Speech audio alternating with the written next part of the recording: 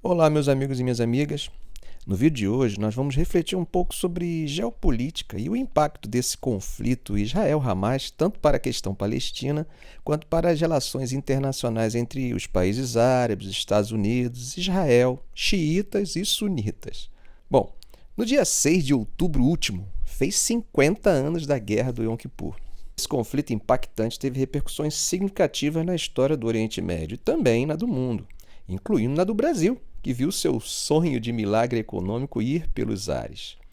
Esse impacto foi devido ao fato de que, como consequência, os países árabes represaram a oferta de petróleo, provocando uma grande crise econômica, ou crise do petróleo. Anteriormente, em junho de 1967, o mundo já havia testemunhado a Guerra dos 6 Dias. Naquela guerra, Israel enfrentou o ataque dos países árabes e emergiu vitorioso em apenas 6 dias. Essa guerra levou apenas 6 dias, mas os territórios ocupados por Israel fomentaram tensões que repercutem até hoje.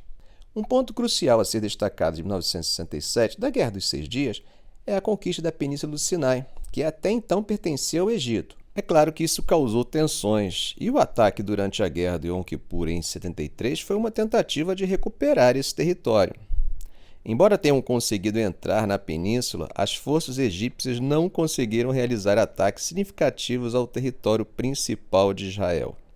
Já ia esquecendo de falar, esse amor incondicional entre Estados Unidos e Israel, pelo menos a declaração pública desse amor, acontece nessa guerra. Essa posição representou uma mudança, uma relativização da cautela que os Estados Unidos tinham anteriormente por causa da aproximação das relações com os países árabes. Não podemos esquecer que vivíamos a Guerra Fria e a União Soviética estava apoiando os países árabes. No entanto, esse apoio americano a Israel teve consequências, como o primeiro choque do petróleo.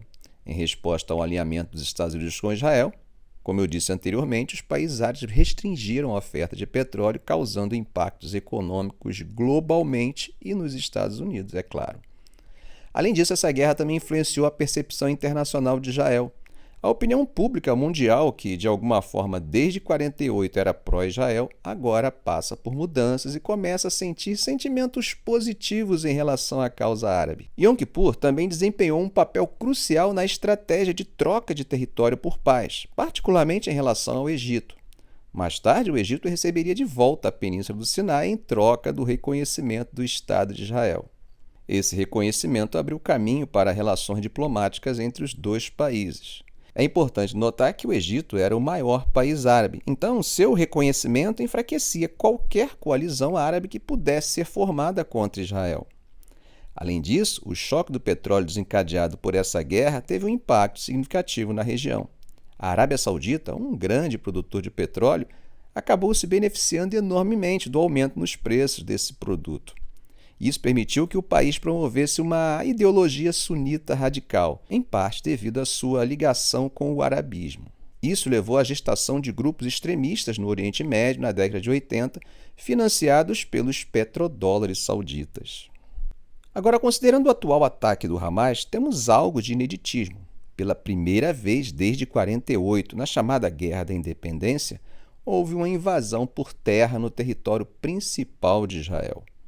Isso contrasta com 1967, quando houve uma tentativa, mas Israel rapidamente controlou a situação. Na Guerra do Yom Kippur de 73, as incursões em sua maioria ocorreram em territórios árabes, a exemplo das colinas de Golã e da Península do Sinai. Então, esse ineditismo, já que décadas se passaram desde 1948 sem eventos semelhantes, pode ser atribuído a um fracasso total e absoluto da inteligência israelense. Em geral, a inteligência israelense sempre foi altamente respeitada e temida pelos inimigos. Eles sempre estiveram bem preparados e um passo à frente. Israel investiu consideravelmente em suas forças de inteligência. No entanto, na época, o serviço de inteligência indicava que o Hamas estava temporariamente neutralizado. Essa falha na avaliação da situação pela inteligência israelense foi um dos aspectos mais notáveis e surpreendentes desse conflito. Bom, gente, quando discutimos a questão palestina, temos que ter em mente que estamos lidando com dois territórios distintos. O primeiro é a faixa de Gaza, que é controlada pelo Hamas, localizado na região mediterrânea, nas proximidades da fronteira com o Egito. O segundo é a Cisjordânia, que é governada pelo Fatah. e faz fronteira com a Jordânia e é limitada pelo vale do Rio Jordão. Israel tem maior preocupação em relação à faixa de Gaza, devido à sua natureza radical. O Fatah, que controla a Cisjordânia, inclusive é acusado de cooperativo demais com Israel. Mas o que é o Hamas? Bom, eu tive um professor de PI que disse certa vez em uma aula: se algum especialista disser que sabe tudo de Oriente Médio, comece a duvidar de sua expertise. O tema é por demais complexo e análises binárias não são capazes de dar conta dele. Como sabemos, a maioria dos palestinos são muçulmanos sunitas. O grupo Hamas segue uma linha religiosa radical sunita. Mas vejam só, seus principais aliados hoje são o Irã, uma teocracia xiita. Isso demonstra que essas questões não são tão cartesianas assim, mas colocam em nossa cabeça dúvidas sobre quais os objetivos de curto e médio prazo do grupo, incluindo sua aliança com o país do Ayatollah. Para além de poder militar, foguetes ou armas, o ganho político, a arma mais poderosa do Hamas nesse momento é o número ainda não declarado de reféns, mas que acredita-se ser de algumas centenas de israelenses, mas também de cidadãos de vários países. Vocês devem lembrar da comoção nacional em Israel com o caso de um militar israelense que permaneceu por anos como refém. Gilad Shalit, o soldado, foi capturado pelo Hamas na faixa de Gaza em 2006. Ele permaneceu prisioneiro até 2011, quando finalmente foi negociado seu regresso a Israel pela libertação de 1.027 presos palestinos. Imagine então o capital político que o Hamas tem em mãos hoje. Claro que há sempre o risco de que se repita uma tentativa de resgate, como a da Olimpíada de Munique de 1972, na qual os reféns israelenses e sequestradores acabaram mortos. Será que essa ação do Hamas, com apoio do Irã, tem objetivos que ultrapassam o território palestino? Será que esse conflito pode atrapalhar a aproximação entre a Arábia Saudita e Israel?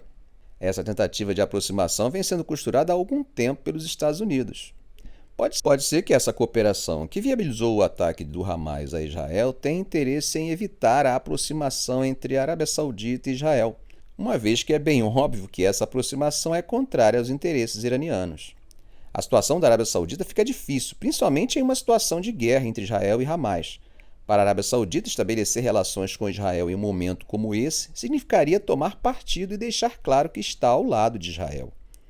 As condições sauditas para se aproximar de Israel sempre colocaram os palestinos na pauta. Logo, a negociação com Israel está condicionada à disposição de Israel de se envolver em negociações significativas com os palestinos. O grande problema é que o governo atual é tradicionalmente linha dura. Mais recentemente, tem tentado inclusive aumentar o seu poder ao avançar sobre o judiciário, tentando diminuir o poder da corte de limitar as ações do governo. Essas reformas têm sofrido com protesto de parte considerável da população, mas vêm avançando. Mas qual é a principal base de apoio desse primeiro-ministro radical? Bom, a coligação que dá apoio a ele é formada em boa parte por grupos ultra-ortodoxos que têm ideias bem mais radicais. Eles acham que Israel precisa voltar ao antigo reino de Israel, tipo uma terra que, segundo eles, foi dada por Deus aos israelenses lá na época de Abraão, confirmada por Moisés e Josué e ratificada pelos profetas. Eles nem aceitam dar nada aos palestinos, nem território, entendeu? Essa parada de 2 estados na Palestina é considerada tão absurda quanto a tradicional visão radical árabe de jogar judeu ao mar. Para os ultra-ortodoxos, eles devem ocupar territórios palestinos e aí os palestinos viram meio forasteiros em casa e acabam saindo para o lado da Jordânia ou para outro canto. Quando pensamos no eleitorado israelense, fica evidente que há uma tendência de crescimento desse grupo, considerando o aspecto demográfico. É que essa galera ultra-ortodoxa costuma ter uma penca de filhos, enquanto os outros israelenses estão tendo cada vez menos filhos. Então, adivinha? O número dos ortodoxos, óbvio, não para de crescer. Ficamos por aqui. Se esse vídeo foi útil para você, faça um comentário, compartilhe em suas redes sociais, dê um like. E é claro, se ainda não for inscrito, inscreva-se no canal e ative o sininho. Ok, gente? Um grande abraço do professor Arão Alves.